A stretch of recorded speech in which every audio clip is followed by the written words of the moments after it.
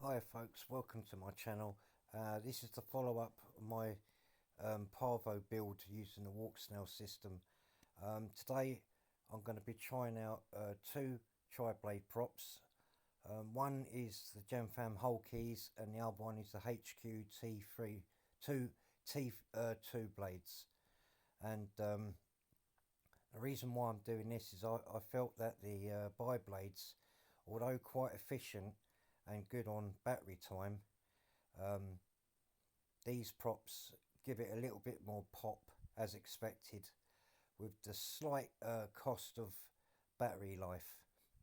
I'd say on my 550 Tattoo battery I probably lost about a minute doing the same kind of mixed sort of flight of throttle punch outs and cruising on average.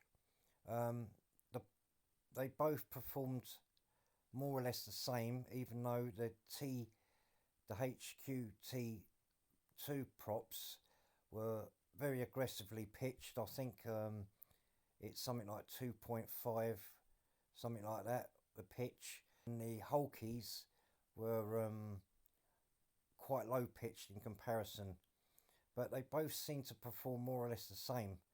The Hulkies are quite a little bit wider and along the whole prop length on each blade, and the HQ props are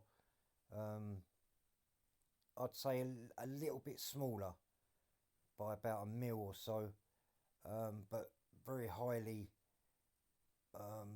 aggressively propped. But yeah, the bottom end punch out's a lot better, and they perform well going slow cruisy flights as I'm doing here, and the punch outs and fast throttle stuff. So yeah, it all depends what you want to do. If you're going to go for a slow cruisy flight, the bi blades are okay. They're a good all-rounder, give good flight time, but just remember that it takes a little bit of more throttle if you want to give it a bit of punch. I found that the hover value on them was round about 25 to 35 percent, which makes sense really, because a bi blade's got to work harder to, because remember I said it felt quite heavy, especially on a Tattoo 550 battery. So you just got to allow for that.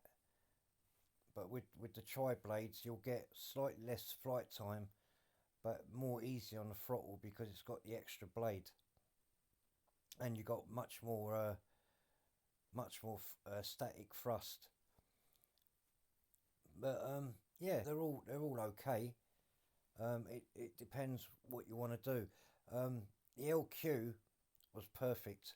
I think I dropped in the far field over on the other side over there, and bearing in mind I am behind some trees. Well, there's quite a few trees in the way. I got down to 98, which is nothing. So I lost 2% LQ. And the funny thing was, I forgot to adjust my antenna. So my antenna was completely flat, sitting alongside the battery, which was almost like completely hidden from view. I only realised that when I came down to land. I forgot to pull the antenna down slightly, but still I got very good LQ, and the whole thing performed quite well, to be fair. Yeah, I'm gonna have to try the bi blades again, and because they seem good for battery life, but just makes it a little bit harder. The other thing I've got to do is slightly angle this camera. It's slightly too high for slow flying, but it's it's bang on. It's been really good. I've flown this now for a week, and the only thing I've got to say is the sticky pads that I put on now. The back end of it was starting to come away because of the heat from the VTX. I didn't account for that. I completely forgot. So I might have to end up zip tying it after all.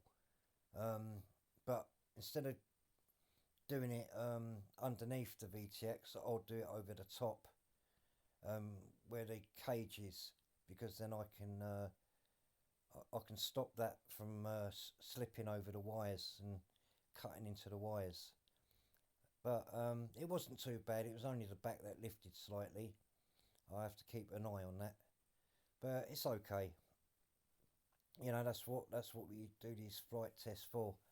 You know, things might not be apparent straight away, but they soon show themselves up later on. So no biggie really. This is on 25 milliwatts. I didn't feel I needed to change it for field flying, and it's on 480p.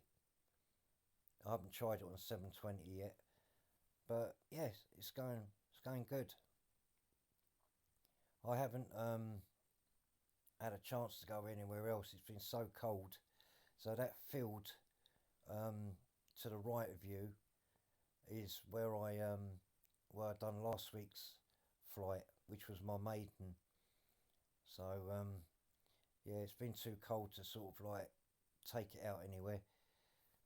But yeah, it's flying really good. It didn't feel heavy this time. It because I had the extra prop on each blade, on each corner of the quad. It just a little bit more lift. But yeah, both props performed equally as well, considering like the opposites they are. I don't really think it matters what prop you put on it, but the tri blade is definitely one you should carry as a spare set. And as I say, depending where you're flying, you know, just change the props out, whatever, you know. But the bi blades are okay. They're not too bad. Um, for some reason, the fly lens seems to fly better on the bi blades, and they, you know, I haven't tried them on tri blades, but they fly perfect on bi blades. So I don't know why this one feels so much heavier on the bi blades. You know, it's only 85 grams, like, you know, without a battery on it. Anyway, that's it, folks. Thanks for watching. I'll see you on the next one. Bye.